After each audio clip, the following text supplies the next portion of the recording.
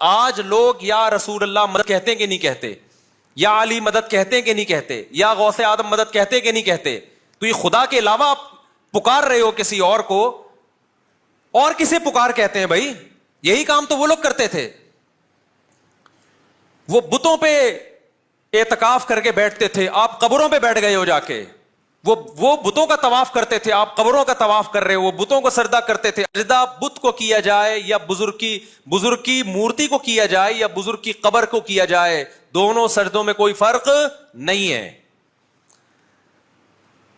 ہمیں آپ بول دیا کرو بھائی وہابڑے, دیوبندڑے, پتہ نہیں کیا کیا, گستاخ رسول. کوئی گورنمنٹ کی طرف سے کوئی پابندی نہیں ہے. ہماری صحت پہ کیا اثر پڑتا ہے بھائی؟ ہم کون سا پولیس میں ہے کہ ڈنڈے کے زور سے آپ کو اپنی بات سمجھا رہے ہیں؟ آپ نے اپنی قبر میں جانا ہے اور ہم نے اپنی قبر میں. کل اللہ ہم سے قبر میں پوچھے گا کہ تم نے وہ توحید جو قرآن میں ہے لوگوں کے سامنے بیان کی تھی کہ نہیں کی تھی؟ ممبر پہ حق ادا کیا تھا کہ وَمَن يَدْعُ مَعَ اللَّهِ إِلَٰهًا آخر, جو اللہ کے سوا کسی کو پکارتا ہے اللہ نے اس سے حساب و کتاب لینا ہے, اس کو نہیں چھوڑے گا اللہ. تو کیا تم نے ممبر پہ لوگوں کو بتایا تھا کہ صرف یا اللہ مدد کا نعرہ لگے گا, یا رسول اللہ مدد, یا علی مدد, یا غوث اعظم مدد, یا حسین مدد نہیں لگے گا؟ ہم کہہ دیں گے اللہ ریکارڈنگ موجود ہے, ثبوت موجود ہے. اب تو ہر چیز ریکارڈ ہو, اللہ کے پاس تو ویسے ہی ریکارڈ ہو رہی ہے, دنیا میں بھی ریکارڈنگ موجود ہے. آپ پھر بھی یا علی مدد کہتے ہو, آپ پھر بھی یا حسین مدد کہتے ہو, آپ پھر بھی یا غوث اعظم مدد کہتے ہو, آپ پھر بھی کسی قبر کو سجدہ کرتے ہو. تو بھئی آپ کے پاس اگر اس کی ایکسپلینیشن اللہ کے پاس اللہ کو مطمئن کرنے کے لیے ہے تو آپ پیش کر دینا. اللہ اگر آپ کو عذاب نہ دے تو ہمیں کوئی تکلیف نہیں ہے. لیکن اللہ نے قرآن میں جو وعدہ کیا ہے, اب اللہ جانے آپ جانے, اللہ نے وعدہ یہ کیا ہے کہ مشرک کی میں کسی قیمت پہ مغفرت نہیں کروں گا. شرک معاف نہیں ہو سکتا, کچھ بھی کر لو, یہ غیرت کا مسئلہ ہے. شرکت جو ہے نا کوئی بھی غیرت مند برداشت نہیں کرتا جو حاکم ہو. مشرکین کون سا یہ کہتے تھے کہ دو اللہ ہیں؟ قرآن کیا کہتا ہے؟ وَلَئِن سَأَلْتَهُم مَّنْ خَلَقَ السَّمَاوَاتِ وَالْأَرْضَ لَيَقُولُنَّ اللَّهُ.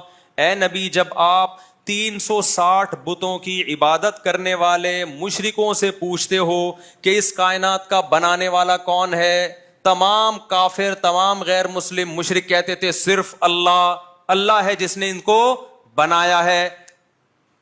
وہ بھی اللہ کو ایک مانتے تھے. تو اللہ نے کہا کہ جب وہ ہے تو پھر دعاؤں میں ان کو پکارتے کیوں ہو؟ وہ حق جو اللہ کا ہے وہ ان کو کیوں دیتے ہو؟ تو وہ کہتے تھے ہم اللہ کو بھی مانتے ہیں. تو اللہ نے کہا ایسا ماننا مجھے معتبر, مجھے قبول نہیں ہے. وَمَا يُؤْمِنُ أَكْثَرُهُمْ بِاللَّهِ إِلَّا وَهُمْ مُشْرِكُونَ. اللہ کہتے ہیں یہ لوگ مجھ پر ایمان لاتے ہیں, ساتھ میں میرے ساتھ کسی اور کو پکارتے ہیں, شریک کرتے ہیں, تو یہ والا ماننا مجھے قبول نہیں ہے.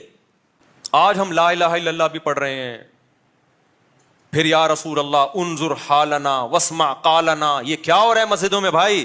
وَأَنَّ الْمَسَاجِدَ لِلَّهِ, مسجدیں اللہ کا گھر ہیں. فَلَا تَدْعُوا مَعَ اللَّهِ أَحَدًا, اللہ کے ساتھ کسی اور کو مت پکارو. کمال کی بات ہے یہ آیت بیچ میں لکھی ہوگی, دائیں طرف یا اللہ مدد اور بائیں طرف یا رسول اللہ مدد. اللہ کہہ رہے سجدہ گاہیں اللہ کے لیے ہیں, اللہ کے ساتھ کسی کو مت پکارو. آپ کہتے ہیں اللہ اس آیت کے دائیں اور بائیں میں ہم تیرے ساتھ کسی اور کو بھی پکاریں گے. تو یہ پیغمبر سے محبت نہیں ہے, یہ پیغمبر کی تعلیمات کی دھجیاں اڑا رہے ہو آپ. وہ سید الانبیاء سرور کائنات صلی اللہ علیہ وسلم جو توحید کے سب سے بڑے علم بردار تھے, شیطان نے انہی کی امت کے سامنے شرک جیسی برائی کو مزین کر دیا اور لوگوں کو شرک میں ڈال دیا. تو یہ کس کا کام ہے؟ شیطان کا کام ہے, جو برائی کو آپ کی نظروں میں کیا کرتا ہے؟ مزین. توحید پرست انسان کے چہرے پہ رونق ہوتی ہے, اس کے دل میں کیا ہوتا ہے؟ سکون.